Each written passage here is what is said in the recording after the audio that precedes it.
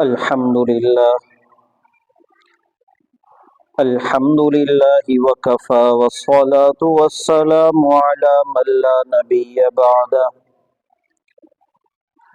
أعوذ بالله من الشيطان الرجيم. بسم الله الرحمن الرحيم.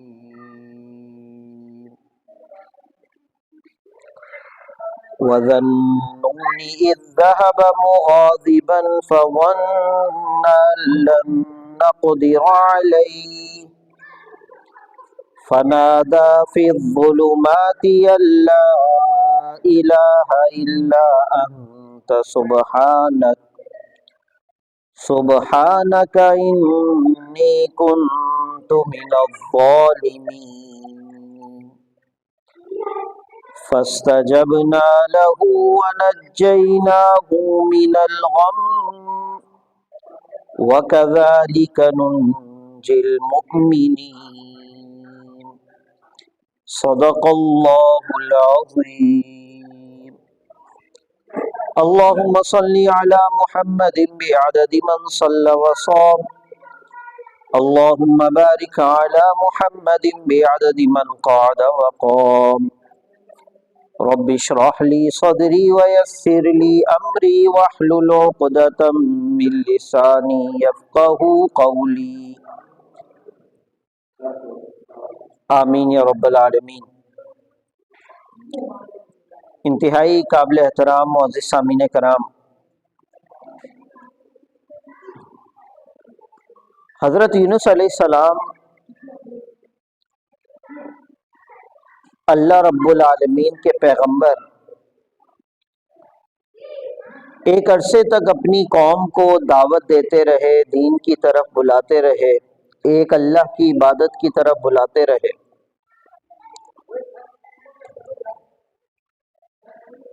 لیکن اس تمام جد و جہد کے باوجود قوم نے حضرت یونس علیہ السلام کی بات ماننے سے انکار کر دیا.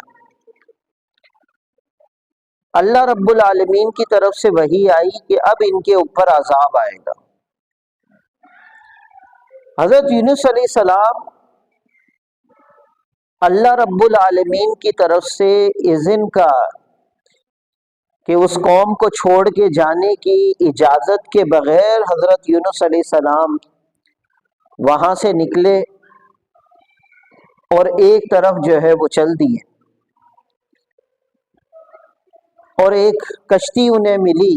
اس کشتی میں لوگوں کے ساتھ سوار ہوئے. پیچھے جب معاملہ ایسا بنا کہ جب عذاب کے بادل پہنچے اس قوم پر تو پوری قوم اجتماعی طور پر، کوئی ایک یا دو فرد نہیں، پوری قوم نے مل کر جو ہے اللہ کے حضور اجتماعی طور پہ توبہ کی، مغفرت طلب کی، گڑ گڑائے اے اللہ ہمیں معاف کر دے. تو اللہ رب العالمین نے حضرت یونس علیہ السلام کی قوم کو معاف کر دیا. اس کی ایک وجہ یہ بھی تھی کہ حضرت یونس علیہ السلام ابھی تک ان کو اپنی قوم کے اندر رہنا باقی تھا، لیکن انہوں نے جلدی کی اور وہ اپنی قوم کو چھوڑ کر وہ ہجرت کر گئے. اللہ رب العالمین کو یہ بات پسند نہیں ہے، لہذا جس کشتی کے اندر وہ سوار ہوئے وہ زیادہ سواریوں کی وجہ سے وہ ڈگمگانے لگی، ایسا قریب تھا کہ وہ ڈوب جاتی. لہذا اس بات پہ فیصلہ ہوا کہ کسی ایک فرد کو کشتی سے نیچے دریا میں ڈالنا پڑے گا، تب جا کے سب کی جانیں بچیں گی. قرآن نکالا جائے. جب قرآن نکالا گیا تو اس میں حضرت یونس علیہ السلام کا نام آ گیا. یہ اللہ تعالیٰ کی طرف سے تھا، اللہ کی مرضی تھی. یونس علیہ السلام کو جیسے ہی دریا میں ڈالا گیا، سورہ صافات میں اللہ نے فرمایا ہے فَالْتَقَمَهُ الْحُوتُ، مچھلی نے حضرت یونس علیہ السلام کو، ایک بڑی مچھلی نے نگل لیا. التقما، کھایا نہیں، نگل لیا. جب وہ نگل گئی تو یونس علیہ السلام کو وہاں جا کر اپنی اس بات پر پشیمانی ہوئی کہ میں تو اللہ کی اجازت کے بغیر جو ہے اپنی قوم کو چھوڑ کر آ گیا. تو پھر وہ نقشہ اللہ رب العالمین نے سورۃ الانبیاء کے اندر اللہ نے واضح فرمایا کہ ان اندھیروں کے اندر، ایک تو رات کا اندھیرا، پھر دریا اور سمندر کا اندھیرا، پھر مچھلی کے پیٹ کا اندھیرا، ان اندھیروں کے اندر جب شاید کوئی مایوس ہو جاتا، کوئی اور مچھلی کے پیٹ میں ہوتا، تو وہ اپنی موت کو یقینی سمجھ لیتا. ان اندھیروں کے اندر فنادا فی الظلمات، یونس علیہ السلام نے اللہ کو پکارا. فنادا فی الظلمات اللہ الہ الا انت سبحانک انی کنت من الظالمین. کیا پکارا؟ لا الہ الا انت سبحانک انی کنت من الظالمین. یہ آیت کریمہ جو ہم بھی پڑھتے ہیں، اس کی معنی کیا ہے؟ لا الہ، نہیں ہے کوئی معبود، الا انت، اے اللہ سوائے تیرے، تیرے علاوہ کوئی معبود نہیں ہے، تیرے علاوہ کوئی حکمران نہیں ہے، تیرے علاوہ کوئی بادشاہ نہیں ہے، تیرے علاوہ کسی اور کی مرضی چل نہیں سکتی. یقیناً ابھی جس حالت میں ہوں وہ تیری مرضی کی وجہ سے ہوں. سبحانک، لیکن اے اللہ تیری ذات پاک ہے، کوئی خطا ہوئی ہے تو وہ مجھ سے ہوئی ہے، تیری ذات پاک ہے. انی کنت من الظالمین، بے شک میں ظلم کرنے والا، میں ظالم، میں نے اپنے اوپر ظلم کیا.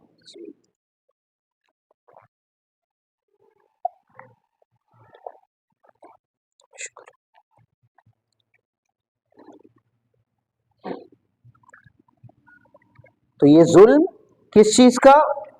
کہ اللہ رب العالمین نے گناہ کرنے کو بھی ظلم قرار دیا.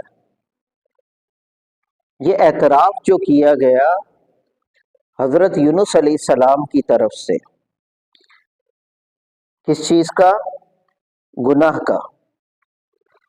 یونس علیہ السلام کی طرف سے گناہ کا اعتراف کیا گیا. یہ ہے وہ حقیقت میں بنیادی مرحلہ اللہ رب العالمین سے قریب ہونے کا. کس چیز کا؟ کہ اپنے گناہ کا اعتراف کرنا، اپنے گناہ کے اوپر شرمندگی کا اظہار کرنا. یہ پہلا مرحلہ ہوتا ہے کہ جس سے اندازہ ہوتا ہے کہ بندہ اللہ رب العالمین کی طرف واپس لوٹنا چاہتا ہے. وَمَن يَعْمَلْ سُوءًا أَوْ يَظْلِمْ نَفْسَهُ، جو برا کام کرے، او یظلم نفسہ، یا اپنے اوپر ظلم کرے گا، ثم یستغفر اللہ، پھر اللہ سے مغفرت طلب کرے گا، یجد اللہ تواب الرحیم، یجد اللہ غفور الرحیم، تو وہ اللہ رب العالمین کو بڑا مہربان پائے گا، بڑا رحم کرنے والا پائے گا. یعنی آپ ذرا اندازہ لگائیں حسن کلام کا اللہ کے، کہ اللہ یہ نہیں فرما رہے کہ جو مغفرت طلب کرے گا میں اس کے گناہ معاف کر دوں گا بس، بلکہ اللہ کیا کہہ رہے ہیں کہ وہ بندہ جو مغفرت طلب کرے گا وہ اللہ کو کیسا پائے گا؟ بڑا مہربان پائے گا. آپ کسی کے پاس جائیں، آپ کوئی آپ کو دعوت پر بلائے اور آپ جو ہے ان سے پوچھیں ہاں بھائی میرے لیے کیا اہتمام کریں گے، ایک تو یہ کہ وہ ڈشوں کا نام بتا دے، اور ایک یہ کہ تم آ کر تو دیکھو پھر تمہیں اندازہ ہوگا کہ میں کیسا جو ہے مہمان نواز ہوں. تو یقیناً پھر آپ کے جو ہے ذہن کے اندر ایک وہ بات آئے گی کہ مہمان نوازی جو ہے وہ بڑے اہتمام کے ساتھ ہونے والی. تو اللہ تبارک و تعالیٰ فقط ایک انعام نہیں بتا رہے کہ میں تمہارے گناہ معاف کر دوں گا، بلکہ اللہ کیا کہہ رہے ہیں؟ یجد اللہ غفور الرحیم. کوئی مغفرت طلب کر کے دیکھے تو وہ اللہ کو بڑا مہربان اور رحم کرنے والا پائے گا. احباب مکرم، حقیقت یہ ہے کہ ایک ہے مغفرت طلب کرنا اور ایک ہے توبہ کرنا.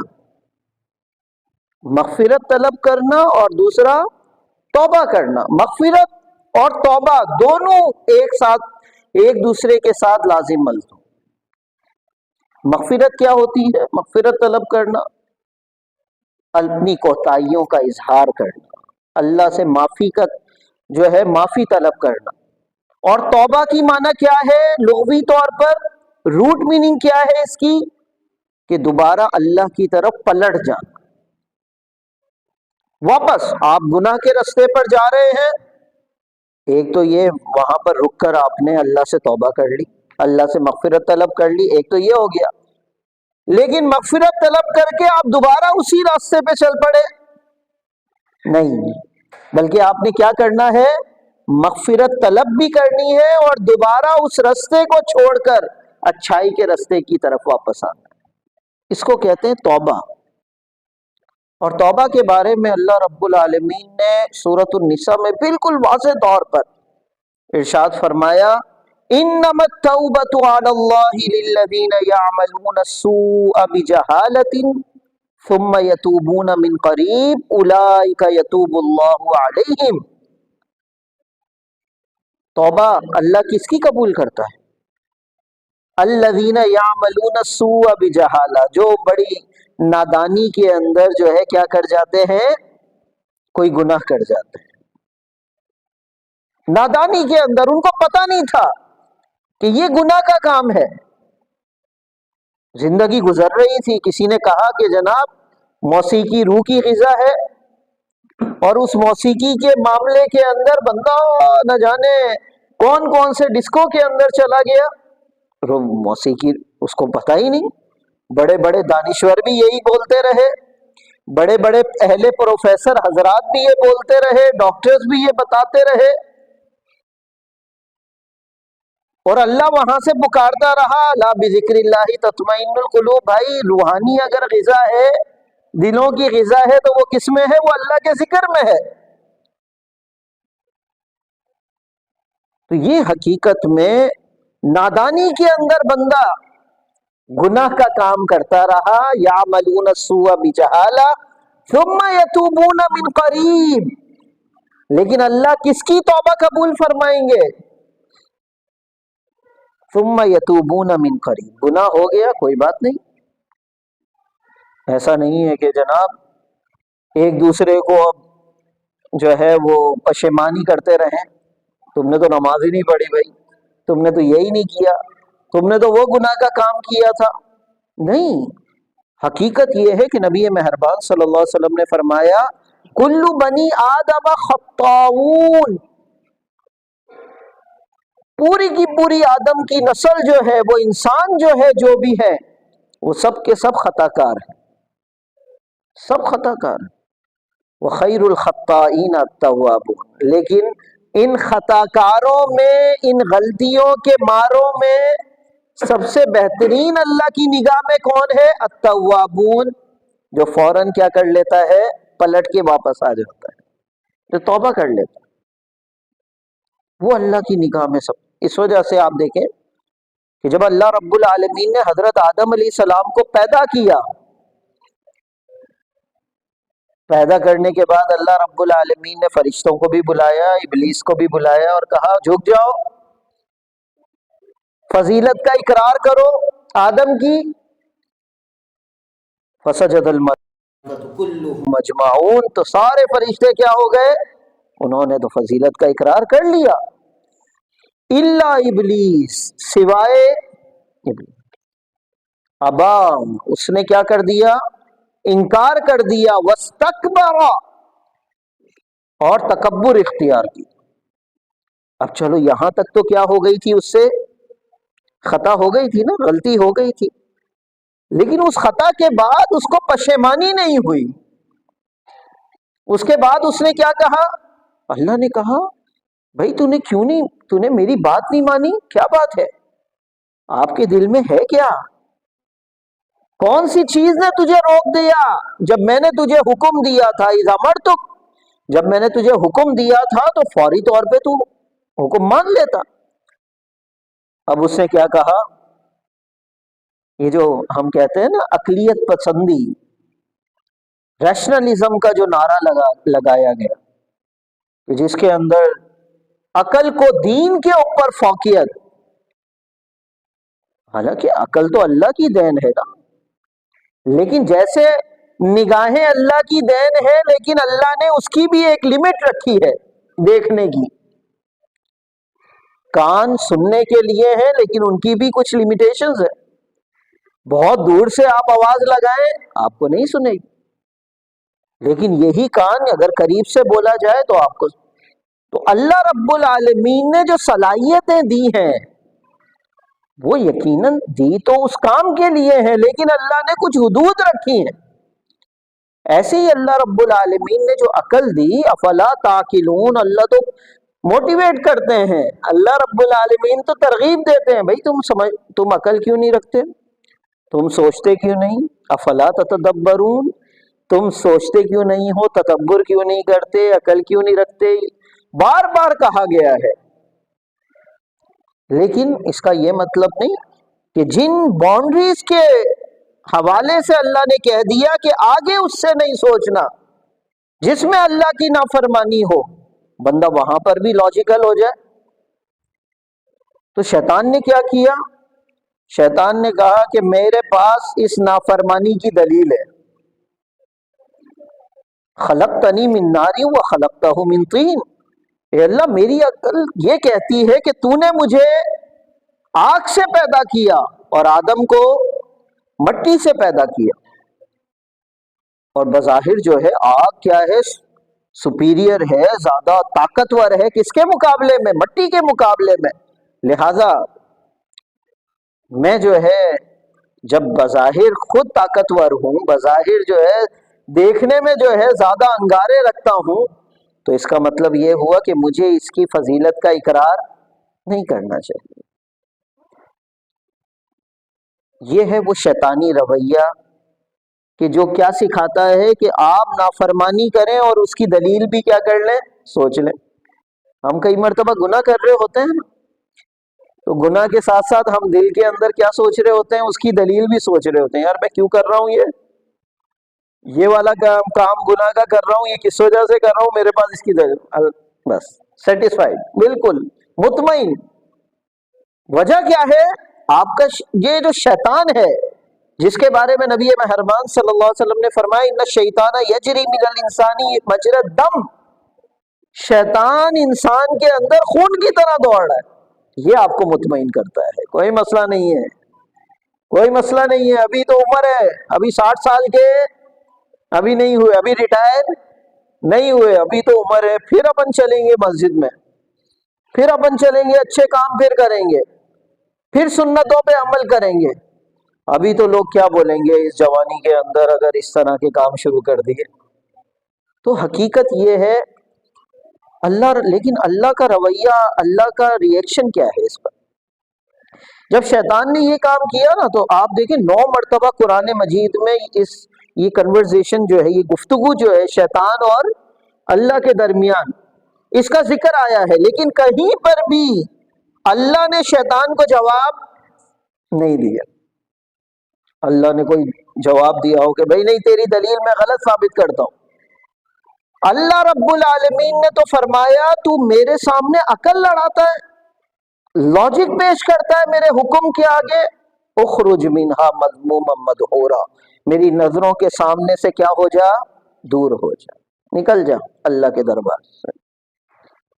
یہ ہے احباب مکرم وہ شیطانی رویہ جو شیطان انسان کو سکھاتا ہے. لیکن اس کے دوسری طرف انسانی رویہ کیا ہونا چاہیے؟ وہ اسی وقت ہی اللہ رب العالمین نے حضرت آدم علیہ السلام کے ذریعے ہمیں سکھایا. حضرت آدم علیہ السلام اور حوا علیہ السلام کو جنت میں بھیجا، شیطان آئے، بھئی وہ جو تمہیں منع کیا ہے نا جس درخت سے، وہ تو ایسی منع کیا ہے کوئی مسئلہ نہیں ہے، اور میں یقین کرو میں تمہارا کیا ہوں، خیر خواہ ہوں، تم وہ پھل کھا لو، کوئی مسئلہ نہیں ہے، تم ہمیشہ جنت میں رہو گے۔ اللہ رب العالمین نے الفاظ بتائے ہیں شیطان کے کہ وہ کیسے بہکا رہا تھا حضرت آدم اور حوا کو۔ وَقَاسَمَهُمَا إِنِّي لَكُمَا لَمِنَ النَّاصِحِينَ، شیطان نے قسمیں اٹھائیں کہ میں تمہارا کیا ہوں، خیر خواہ ہوں، بے فکر رہو تم، بس میں ہوں نا تمہارے ساتھ۔ انسان کو کئی مرتبہ گناہ کرتے ہوئے ٹیک جو دے رہا ہوتا ہے وہ شیطان دے رہا ہوتا ہے، چاہے من الجنت والناس، چاہے وہ جنات میں سے ہو یا انسانوں میں سے، ہر جگہ اس طبقے کے تو لوگ موجود ہیں نا۔ لہذا جب یہ غلطی ہو گئی تو پھر کیا ہوا، فوری طور پر اللہ کی طرف سے یہ ہوا کہ حضرت آدم اور حوا جن کا رشتہ اللہ رب العالمین نے پہلا رشتہ جو بنایا تھا وہ میاں بیوی کا، شوہر اور بیوی کا رشتہ تھا، ان کے سطر جو ہے ایک دوسرے کے سامنے وہ جیسی ظاہر ہوئے، فَطَفِقَ يَخْصِفَانِ عَلَيْهِمَا مِنْ وَرَقِ الْجَنَّةِ، حضرت آدم اور حوا نے کیا کی، جلدی سے جنت کے درختوں کے پتے اٹھائے اور اپنے سطروں کو ڈھانپ لیا۔ اس کا مطلب کیا ہوا، انسانی فطرت کے اندر یہ جو بے حیائی ہے نا، یہ انسانی فطرت میں موجود ہی نہیں ہے۔ ہم تو حضرت آدم علیہ السلام کی اولاد ہیں، حوا علیہ السلام کی اولاد ہیں۔ یہ سطر کا ظاہر ہونا، یہ بندہ اپنے آپ کو مار کے، اپنے فطرت کو، اپنی روحانیت کو ختم کر کے، بندہ مجبور کر کے اپنے آپ کو جو ہے سطر ظاہر کر سکتا ہے لوگوں کے سامنے۔ فطری طور پر انسان بڑا باحیا ہے، اس کا دل چاہتا ہے کہ اس کا سطر کیا رہے، وہ ڈھپا رہے۔ جو اصل میں بات بتانا چاہتا ہوں، اب گناہ کے بعد ایک رویہ کس کا تھا، شیطان کا، دوسرا رویہ حضرت آدم علیہ السلام نے انسان کا بتایا۔ وہ کیا تھا کہ حضرت آدم علیہ السلام بے چین ہو گئے گناہ کرنے کے بعد، اے اللہ مجھے کوئی طریقہ بتا، یہ جو مجھ میں اور آپ میں دوری ہو گئی گناہ کی وجہ سے، یہ جو تعلق کی کمزوری آ گئی ہے، اے اللہ یہ جو تو مجھ سے ناراض ہو گیا ہے، میں تجھے کیسے مناؤں دوبارہ، کیسے مناؤں؟ کیا ہے یہ ہے وہ انسانی رویہ، شرمندگی کا احساس، اعتراف گناہ۔ تو پھر اللہ رب العالمین نے ایک دعا سکھائی، فَتَلَقَّى آدَمُ مِن رَبِّهِ كَلِمَاتٍ فَتَابَ عَلَيْهِ، آدم علیہ السلام نے اپنے رب سے کیا سیکھا، طریقہ سیکھا، کس چیز کا، توبہ کرنے کا، دوبارہ پلٹ آنے کے لیے۔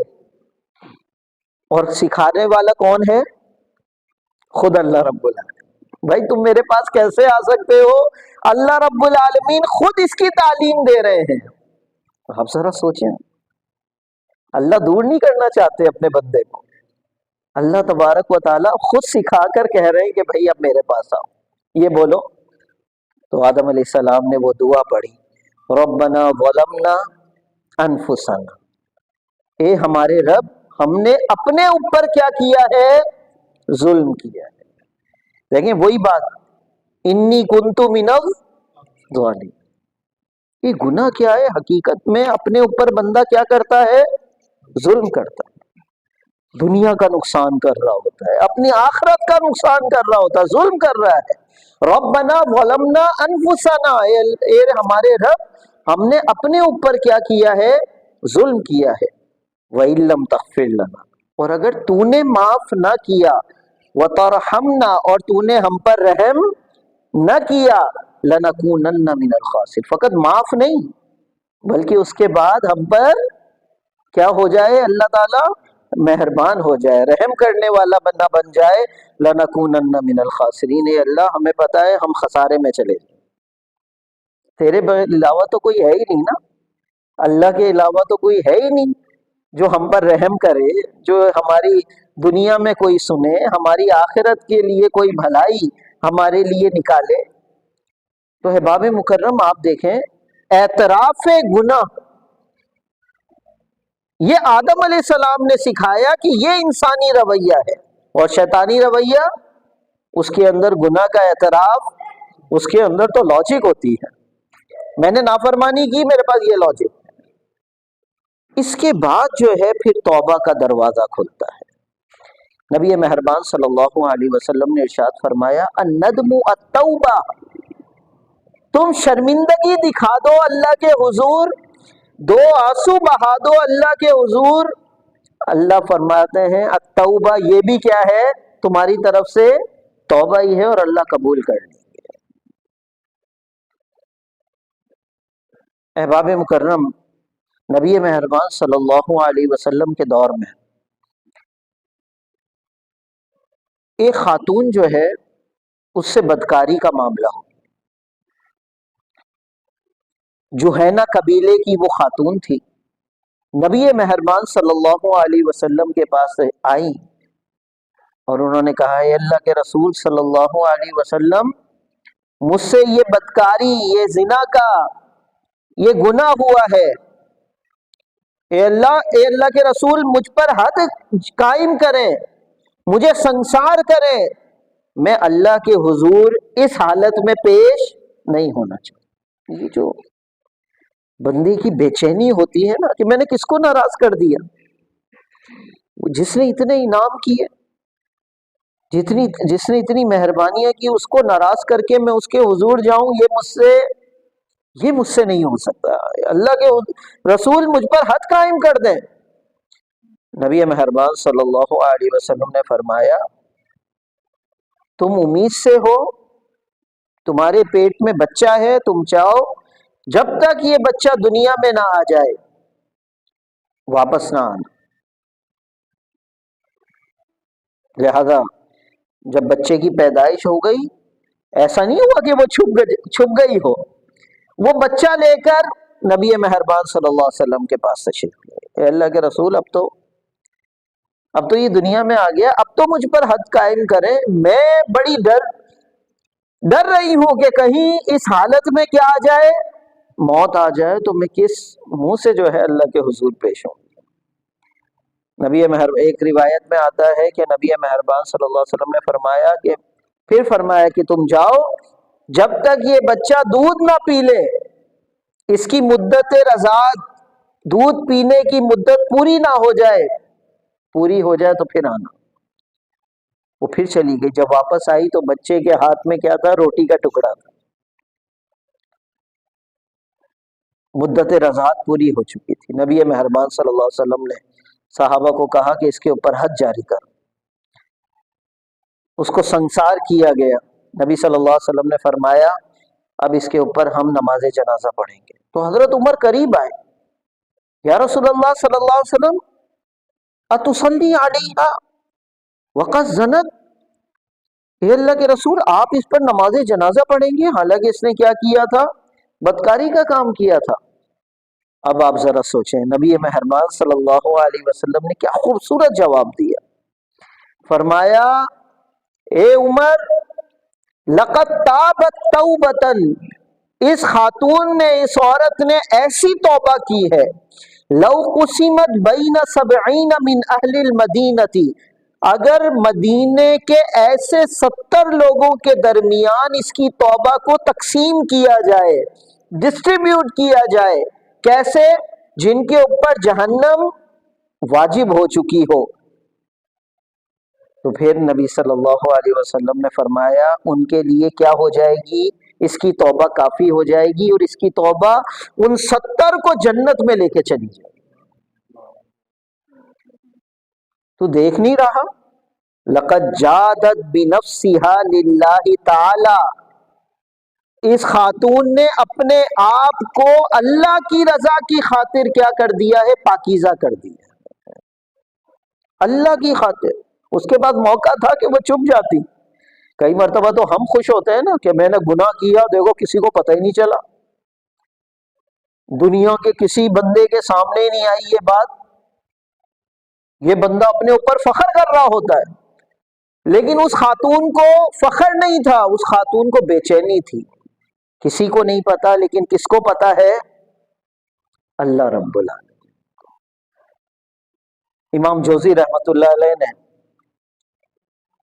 کتاب لکھی ہے، اس کتاب کے اندر ایک خوبصورت ایک واقعہ لکھا کہ ایک مرد اور نے کسی طریقے سے عورت کو نکاح کا پیغام کے اوپر اور جو ہے کسی بیابان کے اندر اسے لے گیا اور وہاں پہ برائی کا ارادہ کیا، تو اس خاتون نے کہا رک جاؤ، یہ ستارے جو ہے یہاں پر موجود ہیں، اس بیابان کے اندر کون ہے؟ ستارے موجود ہیں۔ تو اس نے کہا کہ ستارے تو ہیں اور تو کوئی نہیں دیکھ رہا۔ اس خاتون نے کہا اگر ستارے دیکھ رہے ہیں تو یقیناً ستاروں کا پیدا کرنے والا بھی یقیناً دیکھ رہا ہو۔ اگر یہ ستارے دیکھ سکتے ہیں تو اس کا خالق نہیں دیکھے گا؟ ان ربک لبالمرصاد، بے شک تیرا رب کیا ہے، وہ طاق میں بیٹھا ہوا ہے، اللہ کی نگاہ موجود ہے ہم پر۔ لہذا احباب مکرم، یہ توبہ، اعتراف گناہ، اپنے آپ کو ملامت کرنا، اور تیسرا کام کیا ہے کہ اس کے بعد بندہ یہ سوچے کہ آئندہ کے بعد میں کبھی بھی اس گناہ کی طرف واپس نہیں جاؤں گا۔ ایسا نہیں کہ ایک مرتبہ گناہ کر لیا، توبہ کی، اور دل کے اندر یہ چل رہا ہو کہ اگر دوبارہ بھی موقع ملا تو پھر یہ کر لوں گا۔ تو اللہ رب العالمین ایسی توبہ قبول نہیں۔ وَلَيْسَتِ التَّوْبَةُ لِلَّذِينَ يَعْمَلُونَ السَّيِّئَاتِ، اللہ رب العالمین ایسی توبہ قبول نہیں کرتے کہ جو بندہ مسلسل کیا کر رہا ہو، گناہ کے کام کر رہا ہو۔ ہاں ہو جاتا ہے، انسان سے گناہ بھی ہو جاتا ہے، لیکن بندہ اپنے آپ کے بارے میں بالکل ویجیلنٹ رہے، اس کے بارے میں بالکل ہوشیار رہے۔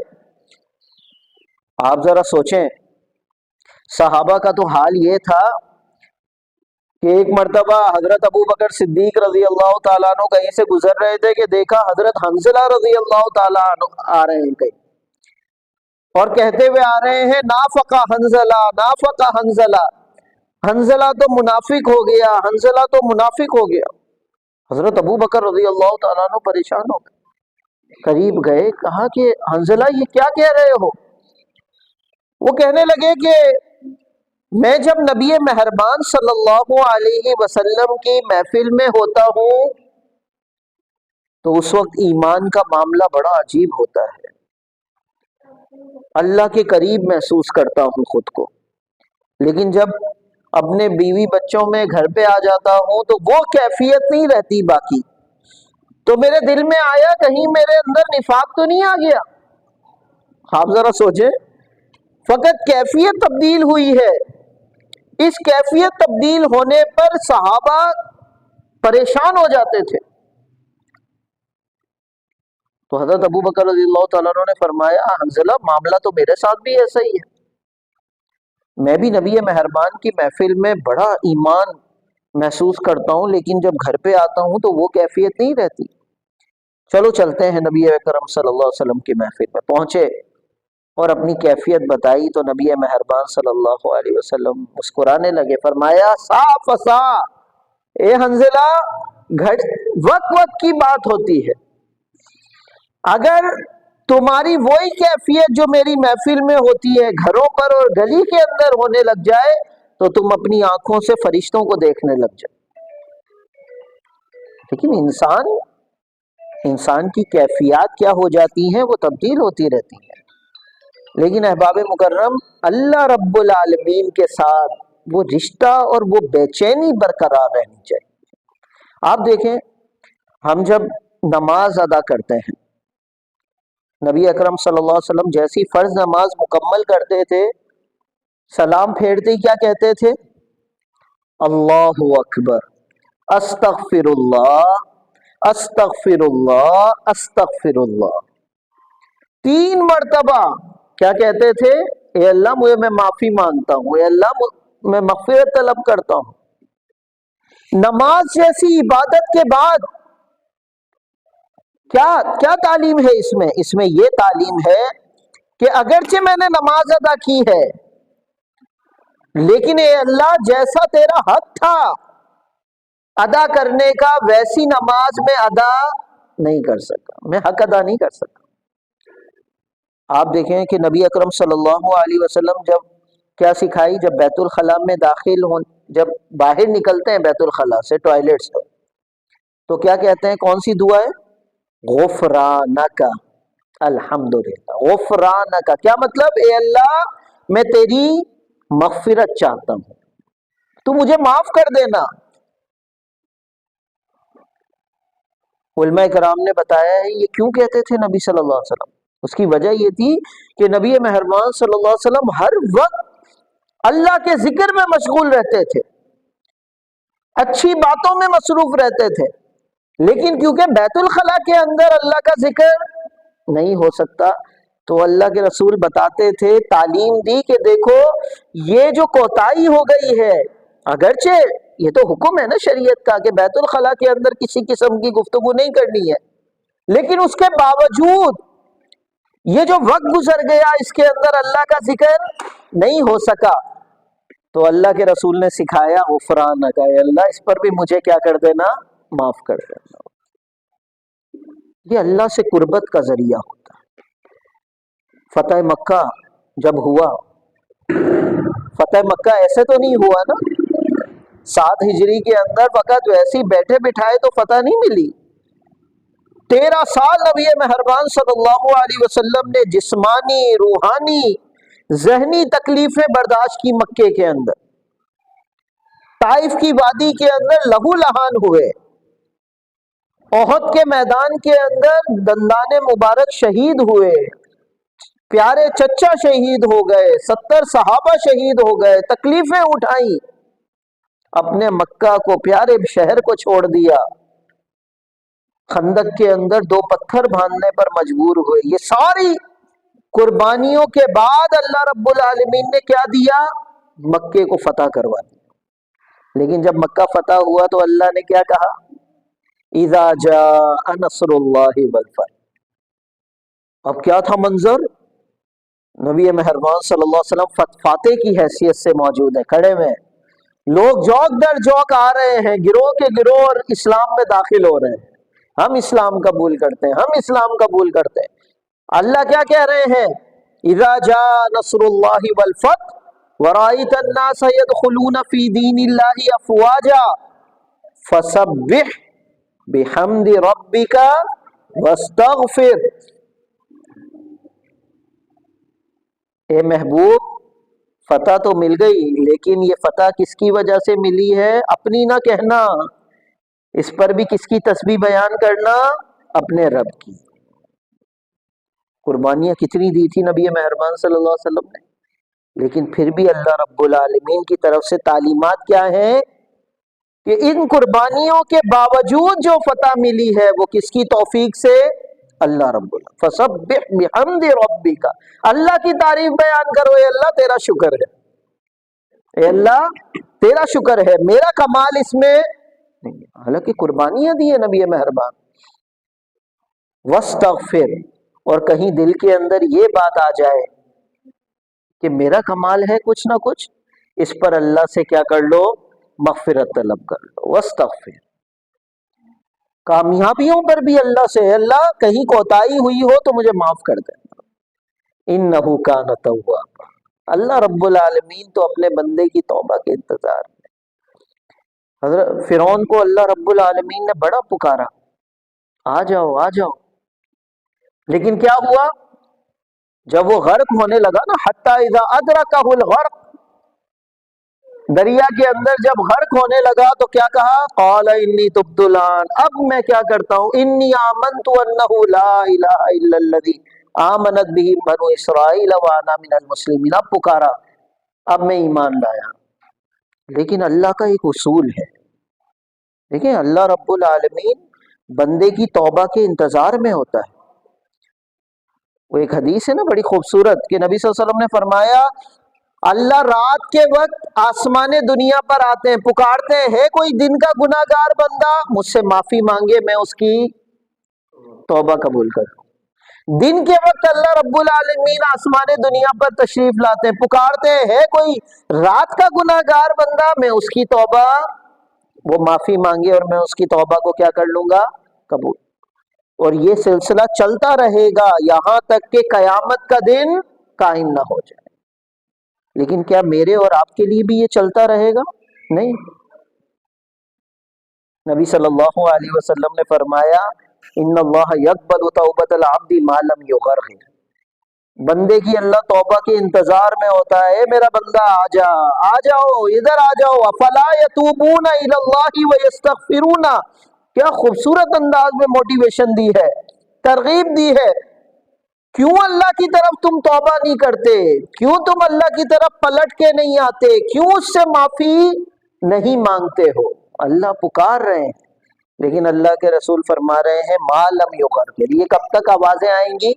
جب تک یہ سانس نرخرے میں آ کے اٹک نہ جائے۔ یہ یہاں پہنچ گیا نا اگر، تو پھر اللہ رب العالمین توبہ نہیں قبول کرے، یہ اللہ کا اصول ہے۔ تو فرعون نے بھی جب یہاں پر معاملہ پہنچا نا، پھر اس نے کہا اب میں ایمان لایا، تو اللہ نے کیا کہا؟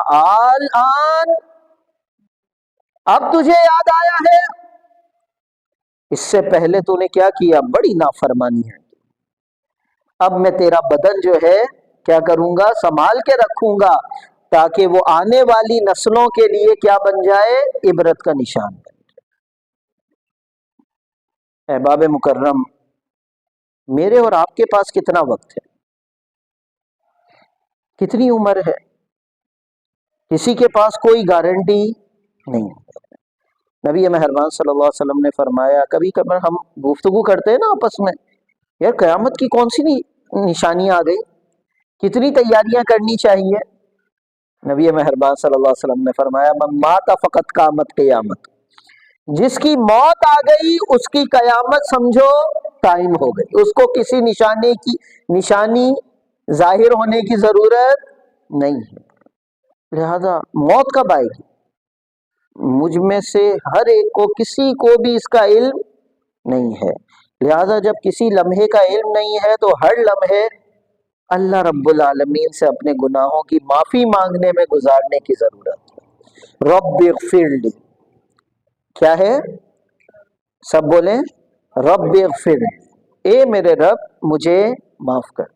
نبی مہربان صلی اللہ علیہ وسلم فرمایا کرتے تھے لوگو اللہ سے توبہ کرو، استغفار کرو، فإنی اتوب الی اللہ فإنی استغفر اللہ واتوب الیہ فی اليوم اکثر من 70 مرہ، میں دن میں 70 سے زیادہ مرتبہ کیا کرتا ہوں؟ اللہ سے توبہ کرتا ہوں۔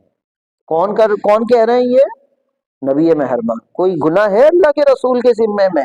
کچھ بھی نہیں۔ لیکن حقیقت یہ ہے اللہ نے جو ہم پر یہ جو سانس آئی ہے نا، ابھی یہ جو بولنے کی مجھے صلاحیت ملی، یہ جو آپ کو سننے کی صلاحیت ملی، اس پر میں نے اور آپ نے کوئی اللہ سے کا شکر ادا کیا؟ نہیں کیا۔